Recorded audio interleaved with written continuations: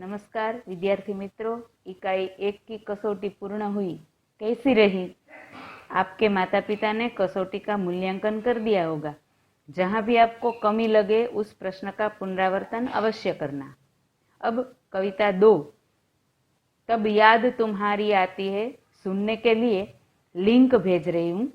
कविता सुनना, सस्वर गान करना और कंठस्थ करना। साथ ही कविता के शब्दार्थ भी एक बार लिख कर कंठस्थ करना।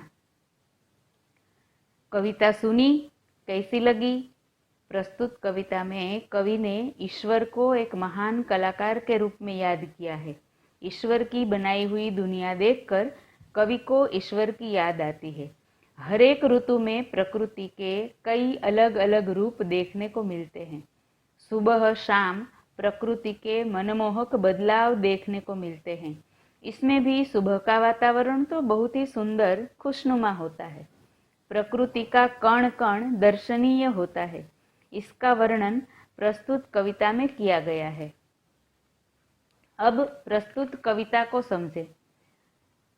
जब रात का अंधकार दूर होकर सवेरा होता है, तब बड़े सवेरे ही चिड़ियां उठकर खुशी के गीत गाने लगती हैं। फूलों की कलियां अपनी पंखुड़ी रूपी दरवाजे खोल खोल कर मानो दुनिया के सामने मुस्काने लगती है। फूलों में से खुशबू की लहरें निकलकर चारों ओर फैल जाती है, मानो दौड़ लगाती है। जब हम यह सब देखते हैं तो हे सृष्टि की रचना करने वाले ईश्वर, हमें आपकी याद आती है। वर्षा ऋतु में बारिश की बूंदें छम छम करके बरसती है, चम चम करती बिजली चमकती है और बारिश के कारण मैदानों में, वन में, बाग में सब जगह हरे हरे पौधे, हरी हरी घास उगने लगती है। तो लगता है मानो हरियाली लहराने लगती है और ठंडी ठंडी हवा आती है तो अपने साथ मानो मस्ती, आनंद उठाकर लाती है। ऐसे समय में यह सब देखकर सृष्टि की रचना करने वाले प्रभु, हमें आपकी याद आती है।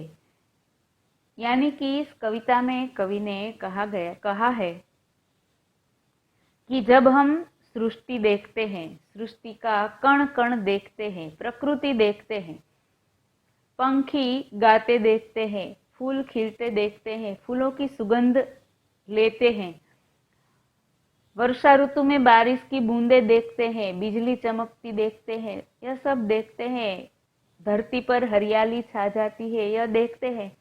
और जब पूरी प्रकृति का कण कण हम निहारते हैं तो हमें हमेशा आपकी याद आती है कि आपने कितनी सुंदर प्रकृति बनाई है।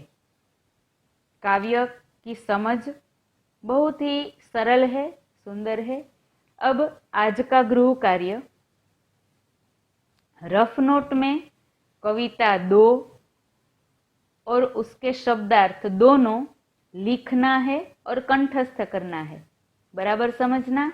रफ नोट में कविता 2 और शब्दार्थ, पूरी कविता लिखनी है और शब्दार्थ भी लिखने हैं और कंठस्थ भी करने हैं। शब्दार्थ भी कंठस्थ करने हैं और कविता भी कंठस्थ करनी है। नमस्कार।